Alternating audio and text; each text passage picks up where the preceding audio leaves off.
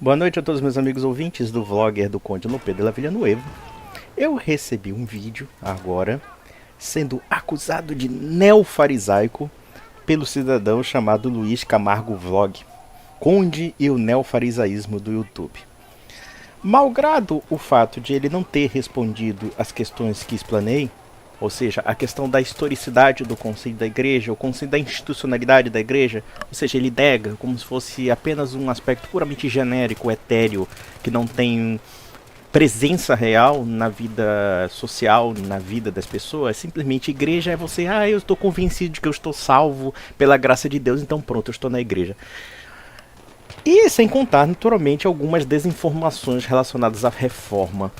E aquele apelo que é típico dos conservadores de falar, nós temos que nos anular em nossas diferenças para a unidade política contra as esquerdas ou contra qualquer coisa. Camarada, vou lhe dizer uma coisa. Quando você fala de cultura judaico-cristã, primeiramente, você está falando apenas um conceito antropológico, você não está falando de um conceito religioso, e muitas vezes esse conceito antropológico ele é falso. Porque a civilização, tal como ela foi formada pelo catolicismo romano, tem que ser dito para você. Ainda que você não goste de história, ainda que você não goste do fato de que o catolicismo romano tem peso na formação da civilização ocidental, se você fala de alguma coisa relacionada a judaísmo e cristianismo, esse link, esse vínculo está atrelado à Igreja Católica e não em nenhuma outra instituição. Foi a Igreja que nos repassou a Bíblia. Foi a Igreja que nos repassou os dogmas da cristandade. Você, ora, diz, os dogmas da Igreja Católica. Você sabe o que é um dogma? Você não sabe o que é um dogma. Você nem mesmo respondeu no seu vídeo o que significa basicamente um dogma. Afirmar a trindade é um dogma católico. Afirmar a canonicidade dos textos bíblicos, por exemplo, você tem textos do Novo Testamento ali, todo bonitinho, acabado, etc. Você acredita como válidos conforme a inspiração divina. Quem decretou isso? Ou você acha que a Bíblia foi prontinha, acabada e de repente do nada todo mundo segue a Bíblia? Não, não foi assim. Isso não é história. Isso é invencionice da sua cabeça. Falta-lhe a instrução necessária para falar de cristianismo. E eu não estou sendo farisaico em defender que exista uma verdade dentre todas as interpretações possíveis. A verdade católica, de fato, é a que se apresenta conforme a sucessão apostólica, conforme a autoridade e a institucionalidade que foi repassada pelo próprio Cristo. Ou você acha que em Atos dos Apóstolos não existia uma igreja institucional? Se é que você sabe o que é uma instituição. Institucionalidade significa o quê? Significa que ela tem hierarquia, que ela tem leis, que ela tem organização, que ela tem chefia, etc. Isso tudo a igreja de Atos dos Apóstolos tinha. Por mais que não houvesse as formas institucionais da atualidade, obviamente que as formas hierárquicas eram um tanto distintas, mas essas formas hierárquicas existiam. A partir da sucessão apostólica nós temos os bispos. E nós temos a chefia papal do bispo de Roma. Isso está evidenciado em documentos, em registros, está na patrística, enfim, está qualquer livro de história que fale de uma forma isenta sobre a igreja. Então, quando você diz que você não segue dogmas, meu filho, então você não é cristão. Qual é o cristão que não segue dogmas? Sim, as seitas protestantes que inventam e revogam dogmas conforme os caprichos da interpretação bíblica. Porque tem tudo está na Bíblia. Não está dito, nem a Bíblia diz que ela é a única fonte de fé. A igreja também é fonte de fé. Quando a Bíblia diz que a igreja tem o poder de ligar e desligar, nós estamos falando de uma institucionalidade na terra que está sendo representante do céu. Então como é que você pode dizer que quando a igreja tem o poder de ligar e desligar, aquilo não é instituição? Cristo nunca criou uma igreja. Isso fica para sua lorota de protestante. Mas sim, Cristo fundou uma igreja.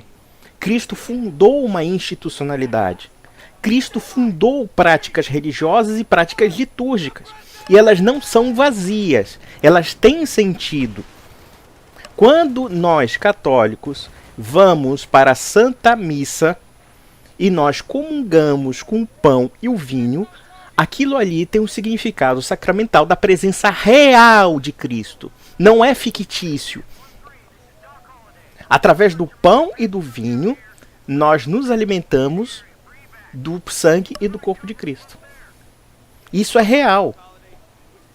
através da transubstanciação. Então essa presença real existe até hoje. Está nos evangelhos. E está também na igreja primitiva. A comunhão do pão e do vinho. E a patrística, os primeiros textos da igreja, que remontam ao século I, falam para nós, narram para nós como essa igreja vivia. E não conforme as suas especulações vazias. Então não me venha com essa história de dizer, é só uma querela doutrinária. Não, não é somente querela doutrinária. É a definição de como o cristianismo se apresenta na história e como também se apresentou dentro da sucessão apostólica. Se você quer ignorar isso para criar a interpretação doutrinária exegética pessoal do senhor Luiz Camargo, com o devido acatamento, dane-se. Isso não faz o menor sentido para a história do cristianismo. Pelo contrário, o que você está pregando é ecumenismo e subjetivismo religioso. E nenhum católico tem obrigação de aceitar isso. E não é uma questão de depreciá-lo enquanto seguidor de uma seita X ou Y, ou de uma denominação, como você diz. Não é questão de depreciar, é simplesmente a defesa da verdade. Se nós não tivermos esse compromisso com a defesa da verdade, cristianismo pode ser qualquer coisa conforme o gosto do freguês ou conforme as conveniências políticas. E é isso que você está falando quando reduz o cristianismo a uma mera cultura. A cultura judaico-cristã, as contribuições da igreja. Você acha que está fazendo caridade para nós? Não é caridade, é uma questão histórica. Porque a igreja inventou certas coisas, porque a igreja é feita de seres imperfeitos. É verdade, a igreja é feita de seres imperfeitos, e nisso você está pleno de razão. Só que você esquece que existe ação e influxo do Espírito Santo na igreja, que dá continuidade às verdades que a igreja guardou. E para fazer parte desse corpo místico, é preciso também aceitar a fé deste corpo místico. Mas qual é a fé que você aceita? É só procurando nas escrituras. Tá bom, existem 30, 40 mil interpretações diferentes que podem ser fundamentadas, que podem fundamentar qualquer coisa em nome da Sagrada Escritura. Qual é a verdade? É só você me responder. Qual é a verdade? Quer dizer que o único que é falso é o católico. Você pode aceitar 30 mil verdades diferentes ou 30 mil mentiras diferentes, mas a única que se apresenta vinculada às origens do cristianismo é a falsa, segundo a sua lógica. Por outro lado, a reforma protestante. Eu já expliquei em outros vídeos o que foi a reforma, quais são os aspectos históricos da reforma, etc. E claro, ele pegou duas grandes lendas, a venda de indulgências, como se a indulgência se reduzisse a um caso particular que aconteceu na Alemanha, que foi daquele monge corrupto chamado Johann Tetzel, que era um monge dominicano e um monge supersticioso, ignorante, que começou a usar indevidamente as indulgências, como também os caprichos do Papa Leão X, enfim, e reduziu um conceito que existe desde os primórdios da igreja apenas àquela situação particular, quando na verdade a reforma protestante tem inúmeros nuances que são muito mais políticos do que propriamente toda essa ladainha religiosa que é a justificativa que a reforma encontrou para si mesma, como por exemplo a leitura da Bíblia. Ninguém tinha acesso às escrituras. Claro que ninguém tinha acesso justamente porque, primeiro, até o século XV não existiam livros impressos. Já começa por aí. Eu pergunto para você uma coisa. Você acha que os cristãos do século I, do século II, eles liam a Bíblia? Eles não liam a Bíblia. Primeiro porque não havia nenhuma definição formal do que seria a Bíblia. Havia um conjunto de textos ali que eram lidos em comunidade, mas não havia uma definição formal do que eram as Sagradas Escrituras. E ao contrário do que você pensa, a grande maioria dos cristãos daquele momento não liam a Sagrada Escritura. Pelo contrário, eles escutavam através de leituras públicas, porque a grande maioria da população daquele tempo do mundo antigo era analfabeta. E isso até o final da Idade Média. Foi a partir do século XIV, do século XV e até do século XVI que houve uma preocupação e uma busca com a instrução formal e a alfabetização em massa.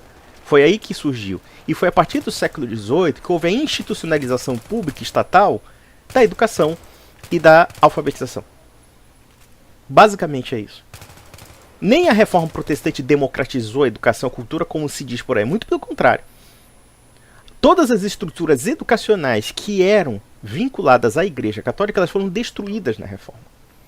Pelo menos na Alemanha, na Suécia, em outros países, a educação sofreu um verdadeiro golpe, justamente porque os príncipes, apaniguados com o seu Lutero, se apropriaram dos bens da igreja e deram para os seus compassos, para os seus amiguinhos. E a Bíblia em vernáculo, ou seja, em língua nacional, ela já existia muito antes de Lutero, embora o conceito de língua nacional é um conceito também moderno. Porque, na verdade, o que haviam eram dialetos. E a Europa medieval era cheia de dialetos, cheia de expressões idiomáticas que se diferenciavam até mesmo no mesmo país. Era por isso que a igreja usava o latim como uma língua oficial em toda a Europa, porque a Europa só compreendia o latim. Uma pessoa que vivia em Portugal jamais compreenderia o húngaro de uma localidade do interior da Hungria. O inglês jamais entenderia o alemão da Baixa Saxônia, que era diferente do alemão da Prússia, que era diferente do alemão próximo da fronteira com a Holanda, com a Dinamarca e etc.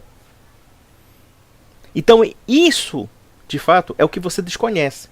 Então você acha que antigamente as pessoas tinham línguas prontinhas acabadas. Havia inúmeros dialetos em toda a Europa. E era impossível você traduzir dentro dos centenas e até milhares de dialetos que existiam em várias regiões da Europa. Então era mais cômodo você traduzir a Bíblia para o latim, porque a Bíblia era grega e a Bíblia era hebraica. Então você traduziu para o latim, no caso São Jerônimo, traduziu a língua do Império Romano, e isso seguiu, e isso acabou caminhando dentro da tradição medieval. O inglês, quando assistia a Santa Missa na Hungria, ele entendia o latim na Hungria. Ele entendia o latim em Portugal. Ele entendia o latim na Espanha, ou seja, não existia nem mesmo a Espanha, existiam vários principados de uma região chamada Espanha, que englobava inclusive Portugal. Existia uma região chamada Itália, que também via várias cidades-estados e também línguas próprias, idiomas próprios.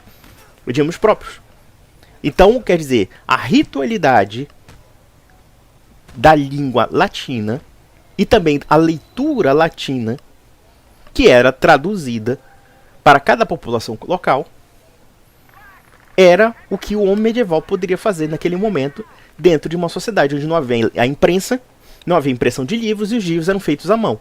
E, portanto, muito caros e inacessíveis a qualquer classe da população, inclusive os nobres. Os nobres não tinham condições de comprar livros. Uma biblioteca medieval só tinha 2.000 livros, isso nos mosteiros.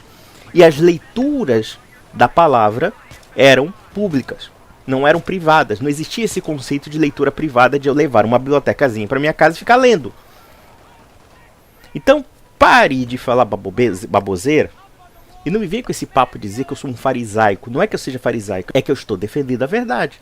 Eu estou defendendo baseado em critérios históricos, em critérios documentais, afirmando por que a Igreja Católica se distingue de 30, 40 mil seitas diferentes, ou então de cultura judaico-cristã, ou qualquer o raio da puta que o pariu.